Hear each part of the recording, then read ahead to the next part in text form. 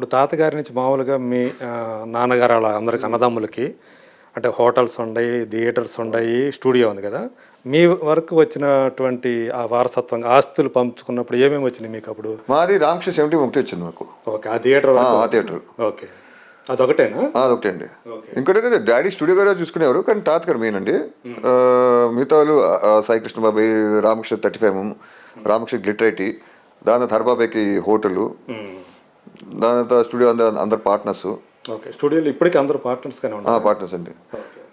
దాని తర్వాత మళ్ళీ హరిబాబాయ్, దాని తర్వాత మోహన్ బాబాయ్ కెమెరామ్యాన్, ఆయన తారకరమ థియేటరు, బాలబాబాయ్ యాక్టరు, రామకృష్ణ బాబాయ్ స్టూడియో చూసుకునేవారు.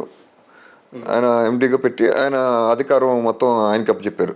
రామకృష్ణ బాబాయ్కి మెయిన్.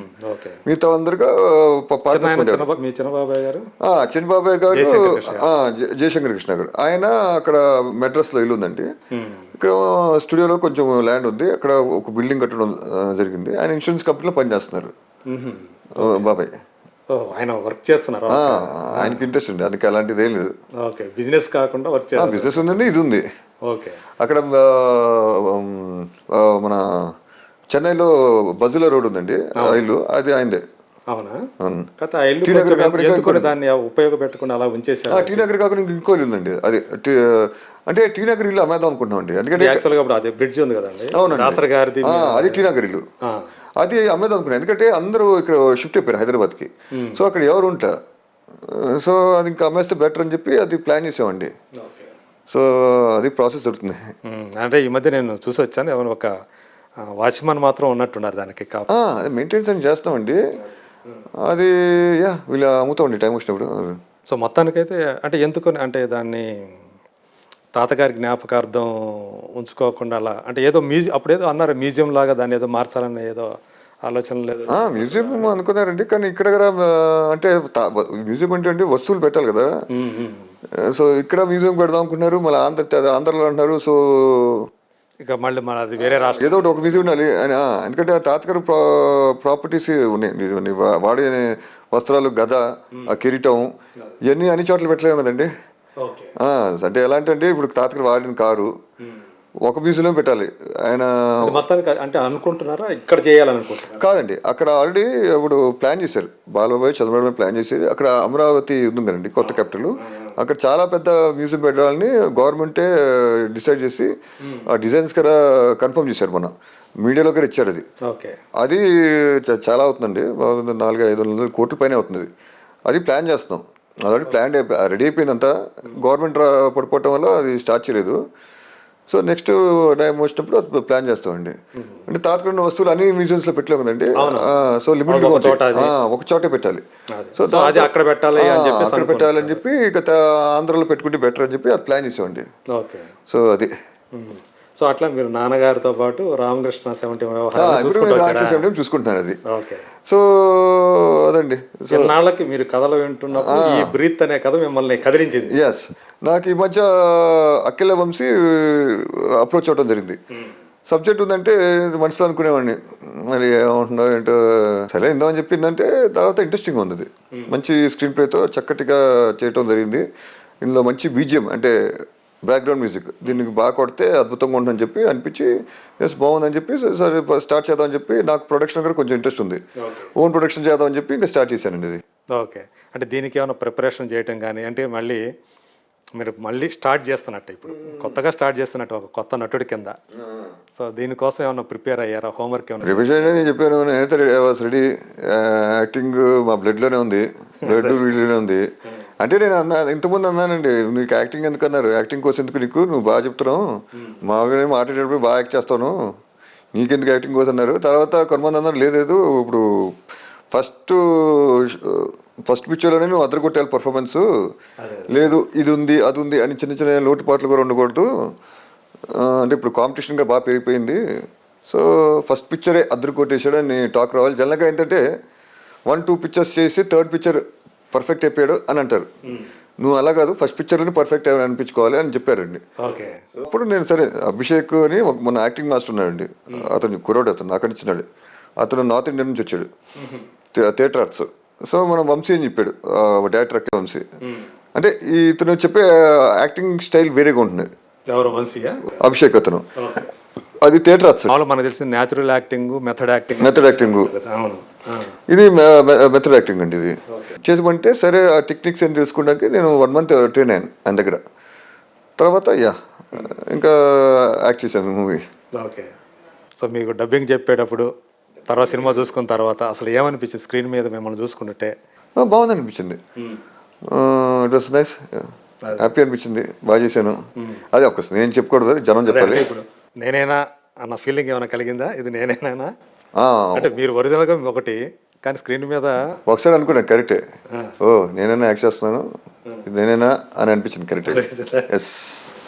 నాన్నగారు ఏమన్నారు ఈ సినిమా చేద్దాం అనుకున్నప్పుడు? నాన్నగారి నుంచి ఎలాంటి సపోర్ట్ వచ్చింది? ఆయన ఏమైనా జాగ్రత్తలు చెప్పారా? డాడీ ఎప్పుడంటే ఆయన సబ్జెక్టు ఇలా సబ్జెక్ట్ ఎందుకు ముందుగా అంటే డాడీ ఎక్కువగా ఏంటంటే తాతగారు లాగా ప్రతిదానికి ప్రతి సినిమాలో ఏదో మెసేజ్ ఉండాలనుకుంటారు. ఓకే. ఎందుకంటే తాతగారు మీరు చూసుకుంటే ఆయన కెరీర్లో ఆయన ప్రొడ్యూస్ చేసిన అన్నీ కూడా సోషల్ మెసేజెస్ ఉంటాయండి. రైతుల మీద, కుటుంబం మీద ఏదో ఒకటి ఉంటుంది. సమాజానికి ఉపయోగపడే ఏదో ఒక మెసేజ్, ఏదో విషయం ఉండాలి. సో కాంటెంట్ ఉండాలి. ఆ రోజుల్లో చక్కగా స్టోరీస్ కాంటెంట్ మీద తీసేవారు ఎక్కువగా. సో డాడీ అనేవారు ఏదో మెసేజ్ ఉండాలరా, కాంటెంట్ ఉండాలంటారు. అదే బాగా ఇది ఉందే, అది జనంలో సమస్య, ఆ సమస్య మీద సినిమా తీయాలి. కానీ అప్పుడు పాప సబ్జెక్ట్ దొరకలే. సో ఇప్పుడు కదా ఆయన స్టోరీ చెప్పినప్పుడు ఆయన వినలేదు. యాక్చువల్లీ చెప్పాలంటే ఫస్ట్ వినలేదు, తర్వాత విన్నారండి. అది బాగుంది, ఒక మెడికల్ మాఫియా మీద సబ్జెక్టు చక్కగా చేశాడు డైరెక్టర్ అని చెప్పి డాడీ ఓకే జాగ్రత్త చూసుకో ప్రొడక్షన్. ఎందుకంటే డాడీ పేరు ఊరికనే ప్రొడ్యూసర్గా ఊరికనే పేరు పెట్టారు, నందమూరి జయకృష్ణ అని. ఆయన గౌరవం ప్రేమ. డాడీ ఓకే ఆయన పేరు పెట్టుకోరా, మొత్తం నువ్వే చూసుకున్నారు. ఎందుకంటే 72 years అయినా ఎక్కువ వర్క్ ఉంటుంది ఇక్కడ. సో వర్క్ ప్రెషర్ ఎక్కువ ఉండకూడదు డాడీకి, లైటర్ వెయిన్గా చేసుకోవచ్చు. సో వద్దు డాడీకి చెప్పాను, వద్దు అన్నారు, నేను చూసుకోను అన్నారు. వద్దాడి, ఎందుకంటే వర్క్ ప్రెషర్ ఎక్కువ ఉంటుంది కదా, మీకు ఇబ్బంది అవుతుంది, హెల్త్ ప్రాబ్లమ్స్ వస్తాయండి, అందుకోసం అని చెప్పి తెలుసుకుంటాను. టెన్షన్స్ ఏం పడద్దు, హ్యాపీగా వస్తే టెన్షన్స్ ఉంటాయి అక్కడ. ఆయనకి మళ్ళీ ప్రొడక్షన్ అంటే చూసుకోవాలి కదండి, చాలా వర్క్స్ ఉంటాయి. సో ఎందుకు అని చెప్పి ఆయన కూడా హెల్త్ కాన్షియస్లో ఉండి ఆయన కూడా సైలెంట్గా ఉన్నారు. నేను మొత్తం A to Z ప్రొడక్షన్ చూసుకోవటం జరిగింది. మరి మీకు కొంచెం ఇబ్బంది అనిపించలేదా? ఒక పక్క ప్రొడక్షన్ చూసుకుంటే ఒక పక్క యాక్టింగ్ చేయటం అనేది ఇబ్బంది అనిపించలేండి. మాకు ఎక్కడండి, మాకు వర్క్ ఎంత ఇస్తే అంత మేము హ్యాపీ ఫీల్ అవుతాం, అంత ఇష్టపడతాను. తాతయ్య గారు అయితే ఎన్ని సవ్యసాచిలాగా అన్ని చేసాడు, అన్ని చేశారండి. సో మీరు అసలు నాన్నగారు ఎందుకొని మీ అంటే మీ బాబాయిలు అందరూ తర్వాత నాన్నగారు చూసుకుంటే ఎక్కువగా నాన్నగారు కొంచెం లో ప్రొఫైల్లో బయటకు రాకుండా ఎందుకు అలా ఉండిపోయారు? యాక్చువల్ చూస్తే మంచి అందగాడు ఆయన. అవును, ఆయన డిగ్నిఫైడ్గా ఉంటారు. తాతగారు ఏంటంటే ప్రాపర్టీస్ అప్ చెప్పేశారు. అంటే పెద్ద కొడుకు ఆయన, అంటే రామకృష్ణ పెద్దన పెద్ద కొడుకు వస్తారండి, ఆయన చనిపోయారు. ఆయన అవును చిన్న వయసులో చనిపోయాడు కాబట్టి ఈయన పెద్ద కొడుకు అయ్యారు. సో అప్పుడు ప్రాపర్టీస్ చూసుకోవాలి. 70 ఉంది, 35 ఉంది, హోటల్ ఉంది. శంషాబాద్లో 250 acres ల్యాండ్ తీసుకున్నారండి. యాక్చువల్లీ అది ఎవరు తెలియదు. అది కదా అప్పుడు తాతగారు తీసుకున్నారు. అప్పుడు డాడీ చెప్పారు మ్యాక్సిమంగా ఈయన జస్ట్ ఇలా చేయమని చెప్పారు. మొత్తం అంతా ఎగ్జిక్యూషన్ అంతా డాడీ చేసేవారు. దేనికో ఏ పర్పస్ కోసం తీసుకున్నారు అది? అప్పుడు ఫామ్ లేకండి, ఫామ్ లేక చేసేవారు. తోట గీట చేసేవారు, చాలా చేశారండి. అది తోట, అది నేను ఒకరోజు అందరికి చూపిస్తాను. తోట ఎన్టీ రామారావు తోట వీడియో తీసి చూపించాలండి.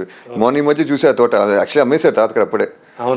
ప్రాపర్టీస్ ఎక్కువ ఉండటం వల్ల చూసుకునేవాడు లేక, డాడీకి టైం లేక, అందుకే 70 35 హోటల్ ఈ ఏజ్ టైం సరిపోయింది మన స్టూడియో. సో టైం లేక ఇంకా అమ్మేశారు అది. సో అంటే ఇప్పుడు పెద్ద కొడుకుగా ఆ బాధ్యతలన్నీ కూడా నాన్నగారు తీసుకున్నారు. అవును, తాతయ్య గారు అప్పచెప్పారు. అవును. సో తాతగారు ఇంకా డాడీ మళ్ళీ ఫ్యామిలీ మెంబర్స్, ఫ్యామిలీని చూసుకోవాలి. సో ఇంకా అందులో బిజీ అయిపోయి లో ప్రొఫైల్గా ఆయన 7 అన్నదమ్ములు, 6 అండి. అవును, 6 అన్నదమ్ములు. అప్పుడు బాబాయ్ చిన్నవాళ్ళు, సాబాబాయ్ 60 మిగతా వాళ్ళు చిన్నవాళ్ళు. మీకు మీ చిన్న బాబాయ్కి వయసు పెద్ద తేడా ఉండదేమో కదా? ఎవరికి? జయశంకర్ కృష్ణ గారి కను మీకు వయసులో పెద్ద ఎక్కువ గ్యాప్ ఎక్కువ ఉంటుంది. అవునండి, నాకు బాబాయ్కి చెప్పాలంటే 10 years తేడా అంతే. బాబాయ్ గారు ఆయన డిగ్నిఫైడ్గా ఉంటారు. ఆయన కూడా అసలు బయటకు కనిపించరు. బాబాయ్ గారు కనిపించారు, మీకు చూసుకుంటే అసలు ఎవరు కనిపించారండి ఎక్సెప్ట్ మోహన్ బాబాయ్ కెమెరామెన్. ఆయన కూడా పెద్ద తెలియదు. సాయి కృష్ణ బాబాయ్ తెలియదు, మా డాడీ తెలియదు, హరిబాబాయ్ ఒకరు తెలుసు, మోహన్ బాబాయ్ తెలియదు, రామకృష్ణ బాబాయ్ తెలియదు అప్పుడు ఫస్ట్లో, జయశం బాబాయ్ తెలియదు, ఉట్టి హరిబాబాయ్ బాలబాబాయ్ వీళ్ళిద్దరు తెలుసు. తెలుసు, అవును, ఎక్కువగా తెలియదు. మొత్తం ఈ జనరేషన్ వరకు తెలియదు, అసలు ఎవరికి తెలియదు. సో ఎక్కువగా తెలిసిందంటే హరికృష్ణ బాబాయ్, బాలబాబాయ్.